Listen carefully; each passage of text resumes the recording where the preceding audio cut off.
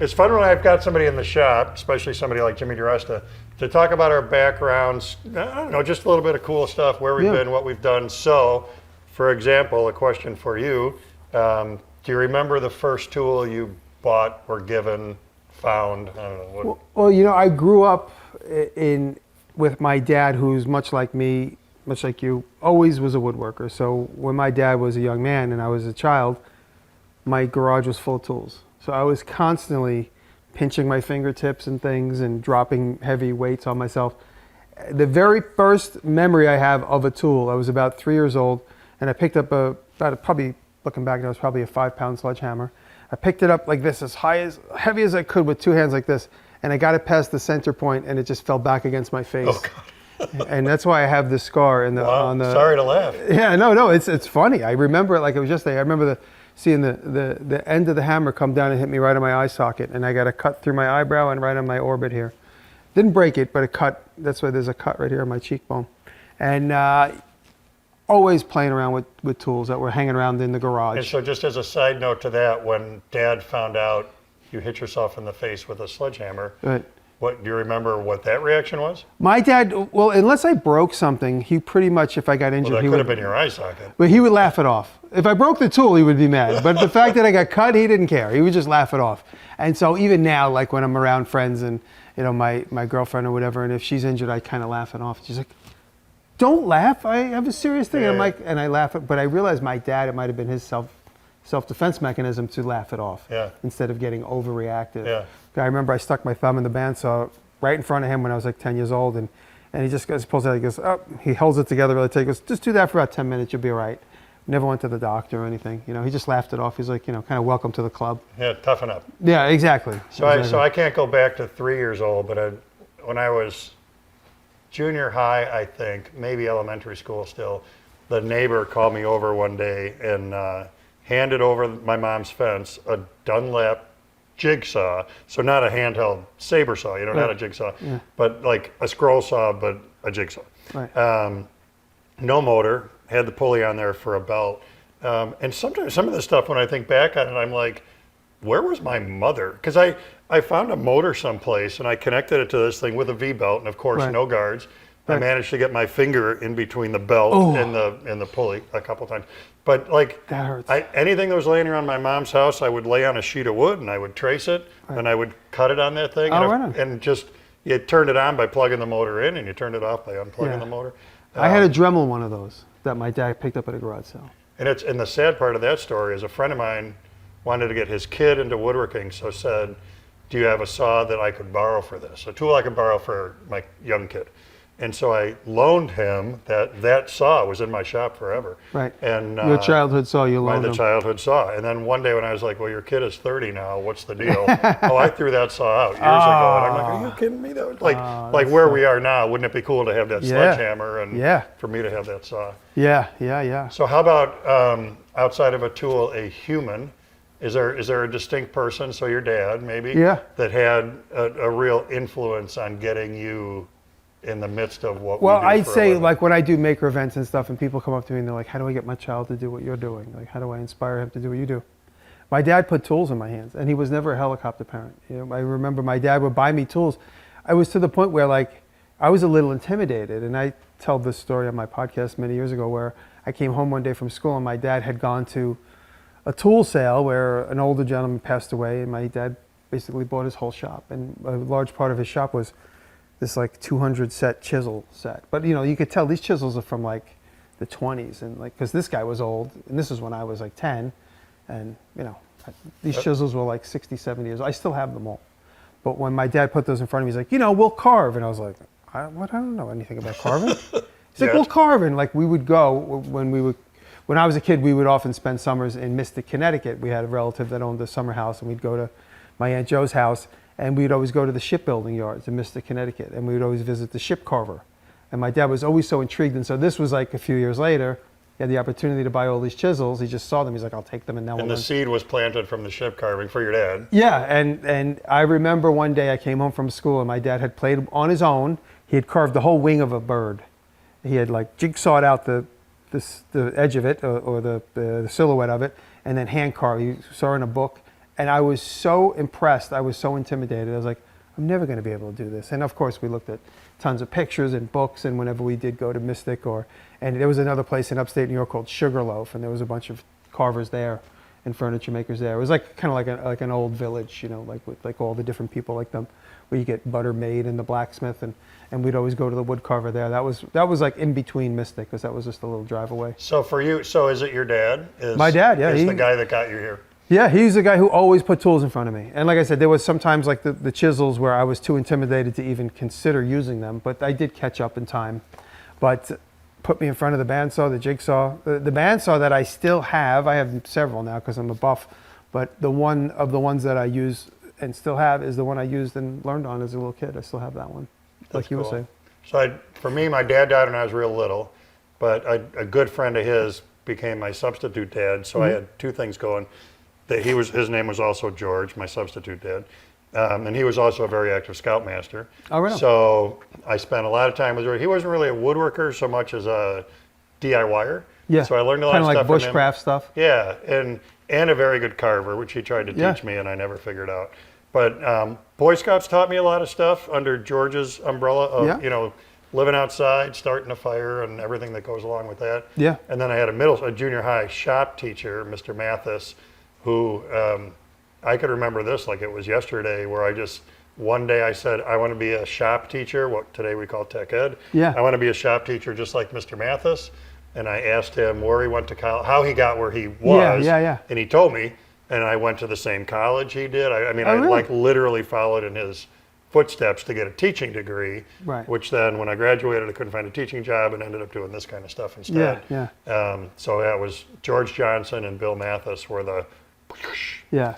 Well, like I said, I had my dad, but not only did I have my dad, I had my dad's brother, my Uncle Tony, and I would always spend weekends with my cousin who was my age. So we grew up together like brothers, and we would spend every weekend in either my dad's workshop or my Uncle Tony's workshop, his brother. Me and Thomas would be there or here. We grew up together constantly making dart guns and bow and arrows out of like surgical tube and all kinds of things. So I think with those two topics, a cool thing out of this is for us, like, and I don't mean just us, I mean like us collectively, the world, to think about, here this guy hands me this, like he probably wanted the scroll saw out of his damn garage is what happened, Right. and he hands me this thing over the fence, and here I am cutting wood the rest of my life. Yeah. And then these two guys, George and Bill, and Uncle Tony and your dad, Yeah. and like, you got to think about that ripple effect that you have on, and I would say especially for you with your ripple effect through YouTube. Of course, is so huge. And what a great way to get, to continue to get people involved in the kind of things we do. And I get the greatest email. I every other email I read brings me to tears. This guy saying, you changed the course of my life because of what you put out there, and then every once in a while, we both are content creators, so you'll get a troll that might kick you in the stomach and you'll be like, oh. And then you'll get somebody send you an email saying like, the reason I'm doing what I'm doing is because of what you shared online. Yeah. And that really brings you back to life, and it's like, wow, who gets those emails? All right, so the question I kind of hate the most, but I'm going to ask you it. Coolest thing you've ever made? I'll go first on this with my answer, which is like, when I'm making anything, that's the coolest thing I'm making in that moment. Right. And that's why I'm making it. Right. So I kind of hate that question because it's like, it's hard for me to give anything a hierarchy. Yeah. Because that was very special then. Right. And then a month later, this was special. Yeah. And a year later, this was special. Yeah. But I'll throw it out there because people ask the question. Well, I think of milestones. I think of when I built that canoe. I famously did a canoe project with Nick Offerman, but I only filmed him making that canoe.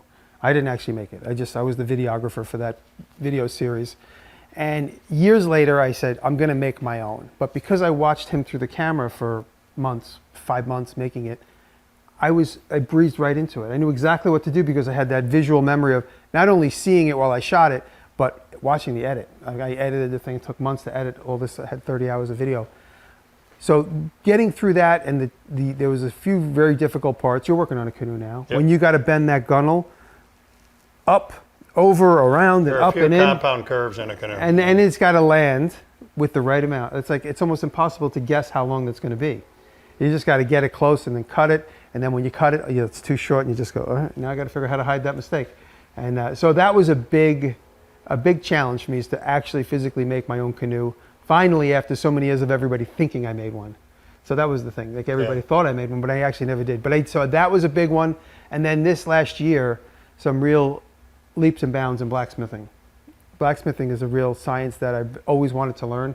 And there's a couple things, like making a fork, making a knife, of course, doing certain, upsetting a corner so you have like a perfectly square corner that's from a piece of straight stock. Stuff like that are little things that I've been able to kind of piece together in my development of just watching guys online that make their content available and then going and trying it. Yeah. And so blacksmithing to me, it was always like that's for them. I'll never be able to do that. Well, and the metallurgy of that, and I just told Jimmy I just bought a forge because I'm very intrigued by the whole thing. But the metallurgy of it and how you can change the composition of metals, and you can combine different metals to get different results, and that's all very cool. And similar to your canoe, we talked about this last night. I built a boat 40 years ago. And the day that boat rolled off the trailer into a lake and I stood up in it and it didn't sink, was like, it just, I don't know, we both had our hands on a lot of different things, but that was one of the same coolest thing. When things I I've done. finally put my canoe, because I finished it in November and the lakes were all frozen, and I couldn't use it until April or May the next summer. And when I finally put it in the water, me and Taylor, we rowed it out to the middle to go see the bald eagle nest at this lake in upstate New York, and it was like, wow. It's a pretty magic moment. Yeah, it's not flipping over. I got a little clip on my phone I'll show you later of us taking it out there. Yeah, that's definitely magical. It's not flipping and it's not leaking. Last one, I think, unless I think of something else. Biggest mistake ever. Like not, I shouldn't have made that video and put it on YouTube. But like, in the world of working with your hands. Yeah. Well, I got injured several times. Those are always big mistakes. And, there are stupid habits that I got into early on. Like just not being more respectful of the table saw. They were habits. I was kind of like a little bit of a hot shot, and I got put in my place on March 31st, 2010 when I cut my pinky off. So that's obviously a big mistake. And since then, I use the guard all the time. Before that, I never had a riving knife, never had a guard. And since then, I won't even go near it. Like I said to you, put the riving knife on, please. It's just safety precautions that I otherwise just thought weren't for me. I was an idiot, but thankfully I get to keep my pinky a little bit. It works a little bit. Well, yes, kind of like a shot across the bow. Yeah, it could have been way worse. Could have been a lot worse. The doctor said it's usually 2 fingers in a bag and 1 mangled. He says that's usually every table saw accident. And the reason it wasn't worse is because the blade was only up 3/8 of an inch, where my hand got pushed into it because of a kickback. So I got very lucky. A good warning. Good warning, yeah. But as far as shop mistakes, besides that obvious one, I think keeping a cluttered shop is a huge mistake. And, that's probably one of my biggest bad habits, is keeping a cluttered shop. Your shop, every tabletop is available to use.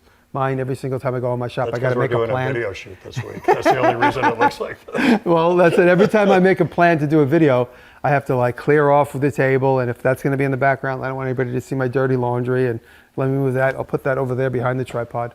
So keeping a cluttered shop is difficult. So that's why now with my so-called TV shop, the one we shot the Netflix show in, I'm trying to keep that sparsely populated with tools.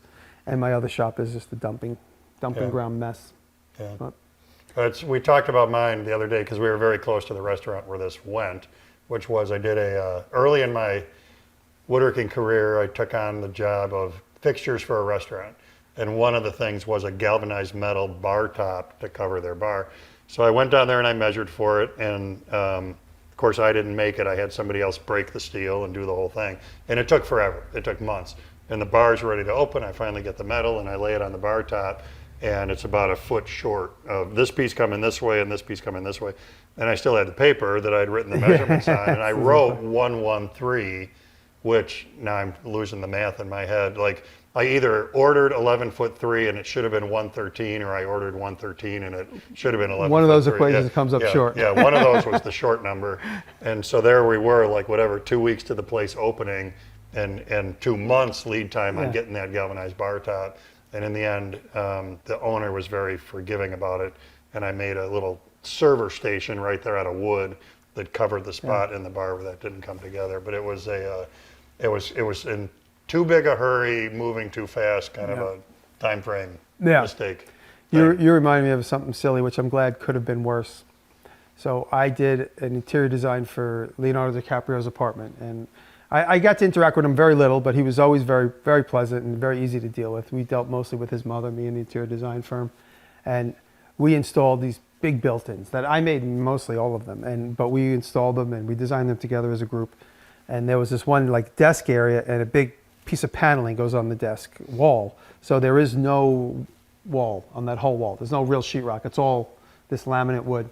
And so when we glued that piece in, me and my assistant, I kind of haphazardly made it like I used PL glue. So I wrote my name, I wrote his name, I wrote the decorator's name, I wrote the assistant's name. In glue. In glue, just goofing off. And we glued everything up. I figured no one's ever going to see those until the building gets remodeled. A year and a half later, like, yeah, something fell off the wall at Leo's apartment. I'm like, what could it have been? I'm like, no, nothing could have fallen off. And we go there, and that had fallen off the wall, and everybody's name was written behind it. Thank God I didn't write anything inappropriate, because I just assumed nobody would ever see it. You know, they would rip the wall down, and the sheetrock would come with it. Yeah. But all the glue was all like kissed off. Like it kissed off like probably a minute after I stuck it on, and never really held. Well, you were so busy writing names. You had all skinned over while you were busy spelling Diresta. Oh, I was such an idiot. But like I go in, and actually Leo was there that day. He's like, oh yeah, that thing fell off the wall. He's like, no big, just maybe put some screws in it, is what he said. I was like, oh, that's a good idea. So I drilled a couple of little secret screws and just put it up with black screws on black Wenge. I should have done that a year before. But well, cool stuff. I don't know, anything else in the world of like fun facts or I don't know, weird questions, answers, smart-ass comments, all of the above? I don't know. Well, again, people always say, how do I know so much? And I think just more than anything else, for me, it's just curiosity. And it also goes back to when I was in high school and I wanted so many things. I wanted a hot rod car, and I wanted a mini bike, and I wanted a dirt bike, and I wanted an electric guitar. And I couldn't really afford those things. So I'd find a wrecked dirt bike, and I'd put a new motor in it, or I'd put a new front end on it, or I'd find a car. And I remember my dad finally gave me his beautiful Cadillac once somebody rear-ended him at a stop sign. I was dying to get this car from him. I was going to inherit his beautiful 78 Coupe de Ville. It was in absolutely immaculate condition, low miles. And one day he goes, today's the day you get the car. He goes, but I got bad news. I go, what? He goes, I got rear-ended. The trunk is in the back seat. The back end is destroyed. So he gave me, and I had the frame straightened, and I went and I bought the same type of Cadillac from the junkyard, and my mother's like, what is going on? I had it dropped off, and I cut the whole rear corner off, and then I had the junkyard take the rest of the car away, and I swapped out all the crunch parts. But just all that wanting of things I couldn't really afforded me all this hands-on knowledge. Little pieces of stuff. Yeah, little hands-on knowledge where I could like jump in, change a new quarter panel or a rocker panel on my new trucks that I like to play with. And I remember that when I did that when I was a teenager. All that stuff. Just all that learning comes to play all the time. But I think for both you and I, it's it's odd how many parallels there are in our lives. But I've said to a lot of people I was making way before making was cool. Because I found I walked into the title. I had always been doing it. Took a lawnmower engine off of the lawnmower and turned a baby buggy at my mom's house into a go-kart. Oh, cool. Taken old TVs apart, RCA console television to try to put a fish tank in there. Yeah. Once the television quit, try to turn that into an aquarium. And that's cool. The neighbors down the street tore their garage down. I mean, I wasn't driving yet. I went down there with a little red wagon, literally, the little red radio flyer. Yeah. And I loaded that up with 2x4s, and then I strapped them on, and I rolled the wagon home. That's how I made my first tool cabinet in the garage. Yeah. Was by hauling those 2x4s home from the garage. So just constantly. So I think maybe out of that a lesson for people is don't feel penned in. I mean, if you really dig woodworking and you don't want to do anything else, or blacksmithing or whatever it is, cool. But I think part of what I feel like I'm not really good at any one thing, but I'm okay at a lot of different stuff. Yeah, and part of that is the curiosity of I want to build a canoe, I want to try blacksmithing, I want to try bending wood, I want to whatever. I don't know. And sometimes now I have to remind myself a lot of those things I learned early on, or the curiosity, the reason why was because I was curious, I wanted to do it, and I couldn't afford anybody else to do it for me. Yeah. And so now, like when I feel like my brakes are going on my new truck, I'm like, oh God, I got to get a new brake pads. I got to go to J.C. Whitney, buy brake pads, or get them at Napa. And I was like, just drop it off at the car dealer. You don't have to fix everything yourself anymore, you know? Yeah. You got more fun things to do than all this stuff. Which So is cool I got to too, keep yeah. Then reminding when myself. you can spend time doing stuff besides spinning a wrench under the truck. Yeah, yeah. Just, maintenance stuff, I just take it to Chevy now. But I always forget. Yeah. The minute something goes wrong, I'm like, oh, I could just hire somebody to do that now. I don't have to do it myself anymore. I could hire a real plumber that really knows what he's doing instead of 50 trips to Home Depot. Cool. Cool. All right. Thanks, Well, thanks man. for this. I think it's fun to. Thank you. It's fun to hear the respective backgrounds, and I don't know. That's all I got. I don't know how to get out of this. It was fun. Good. That was fun. Thank Thanks, you. guys. Thanks for listening.